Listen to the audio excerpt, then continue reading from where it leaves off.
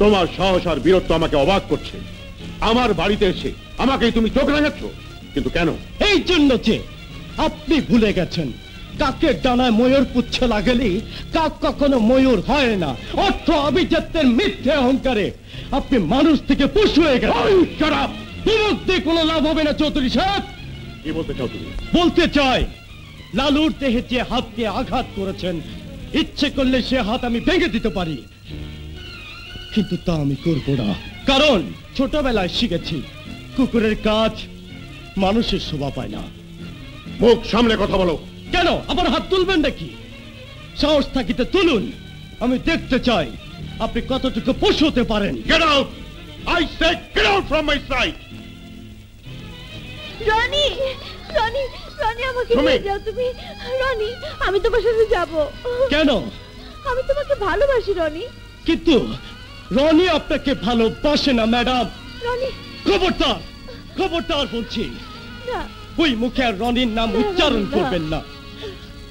আপনার মতো কোন উচ্চবিলাসী নারীর জন্য এই রনির জন্ম হয়নি। দাঁড়াও রনি, রনি দাঁড়াও, আমাকে নিয়ে যাও, আমাকে নিয়ে যাও। আয় বলছি, রনি, আয়, আয়। আজ থেকে এই ঘরের বাইরে যাওয়া তোমার জন্য নিষেধ।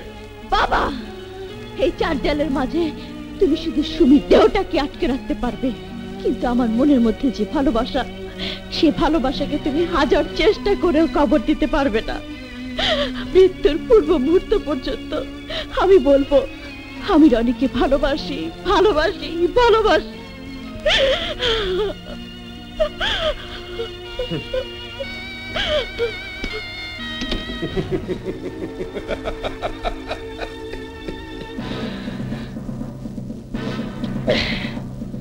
ভালোবাসা, ভালোবাসা, কিন্তু ড্যাড, না করো কিন্তু নেই। খেলা এখন জমে গেছে, সময় আর সুযোগ বুঝে আমি বল করব। দেখবে আশরাফ চৌধুরী সরাসরি বোল্ড আউট হয়ে গেছে। হবে না ড্যাড, হবে না। সুমি ওই বেবি ট্যাক্সি ড্রাইভারকে প্রাণ উজাড় করে ভালোবাসে। আজাদ, কে কাকে ভালোবাসবে তা আমাদের জানার এবং বোঝার বিষয় নয়। আমি চাই ওই মেয়ে তোমার বউ হয়ে আসবে, এবারের পুত্রবধূ হবে। সেটা একদিনের জন্য রোগ করতে হবে। এর জন্য যে কোনো প্রকার কঠিন সিদ্ধান্ত নিতে আমি প্রস্তুত। ড্যাড, ব্যাপারটা সহজ নয়, কারণ ও আমাকে বিয়ে করবে না, এই ব্যাপারে আমি নিশ্চিত।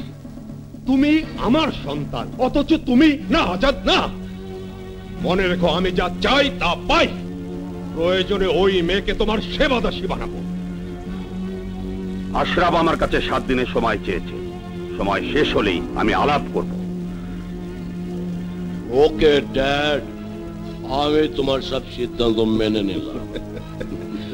Good, very good. Like father, like son.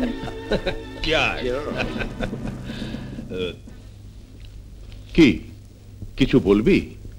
হুজুর, যদি অনুমতি দেন একটা কথা বলতে চাই। কি বলবি বল।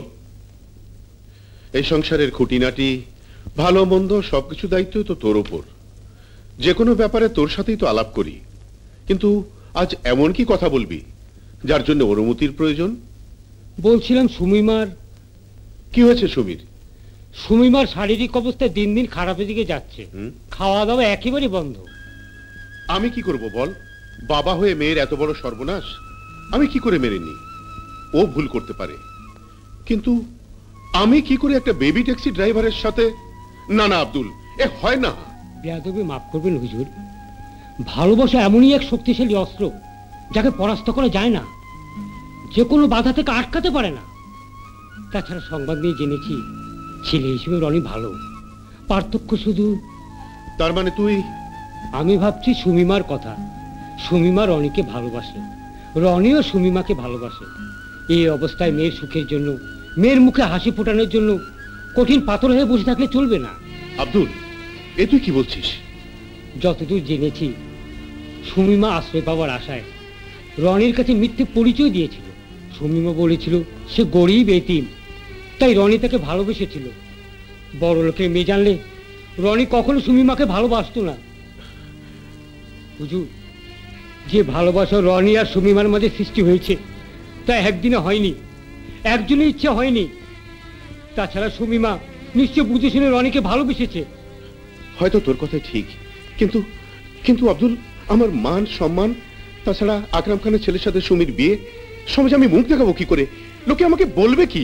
হুজুর, সবচেয়ে বড় এখন মামলা সন্তানের সুখ। আমি শুধু বলবো, সুমিমার কষ্টের আমি সহ্য করতে পারছি না।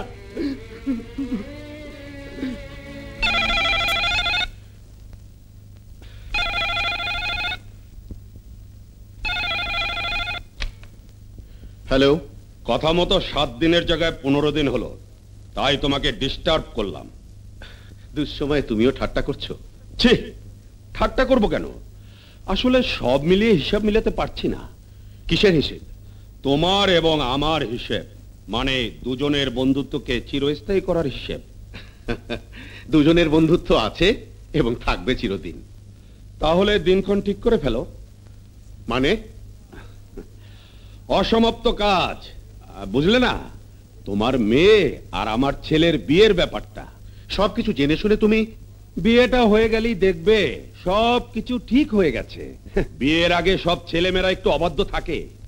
আকরাম, আমিও চাই বিয়েটা হোক, তার জন্য সব ব্যবস্থাও করেছিলাম, কিন্তু সুমি আজাদকে সহ্য করতে পারছে না। তাহলে হিসেবটা কি দাঁড়ালো? মানে যোগফল? ধরতে পারো 0। মেয়ের ইচ্ছের বিরুদ্ধে আমি কি করতে পারি? এখন আমার কি করা উচিত? তুমি তোমার ছেলের জন্য অন্য মেয়ে বেছে নাও। হোয়াট? এছাড়া আমার করার কিছু নেই। আশরাফ, সমাজে তোমার চেয়ে আমার মান সম্মান কোনো অংশে কম নয়। তোমার আমার পরিচিতি সকলেই জানে। আমরা আমাদের বন্ধুত্বকে পাকা পোক্ত করার জন্য ছেলে এবং মেয়ের বিয়ে দিয়ে সম্পর্ক করছি, কিন্তু তোমার মেয়ে চুনকালি মেখে গলায় জুতার মালা পরিয়ে অপমান করেছে শুধু আমাকে না, তোমাকেও। অথচ আজ তুমি সাবলীল ভঙ্গিমায় বলে দিলে ছেলের জন্য অন্য মেয়ে দেখতে। কোনো উপায় নেই আকরাম। তোমার না থাকলে আমার আছে। যে মেয়ের কারণে আমাকে এবং আমার ছেলেকে বন্ধু বান্ধব সকলের কাছে মাথা নত করে কথা বলতে হয়, সেই মেয়েকে আমি আমার ঘরের বউ বানাবই। তুমি কি আমাকে ধমক দিচ্ছ? তুমি যদি মনে করো তবে তাই। আকরাম, আমি তোমাকে স্পষ্টভাবে জানিয়ে দিচ্ছি, আশরাফ, যদি আমার ছেলের সাথে তোমার মেয়ের বিয়ে না দাও, তাহলে যে কোনো প্রকারই হোক তোমার মেয়েকে একদিনের জন্য হলেও আমার ছেলের বউ বানাবই। আকরাম!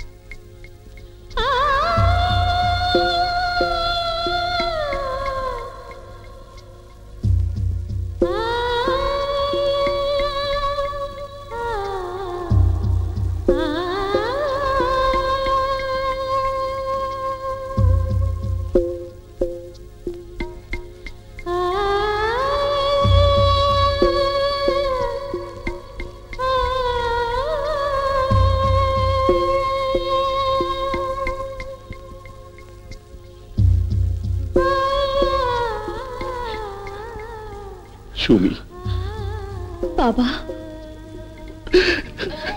কাঁদিস রে মা, কাঁদিস রে।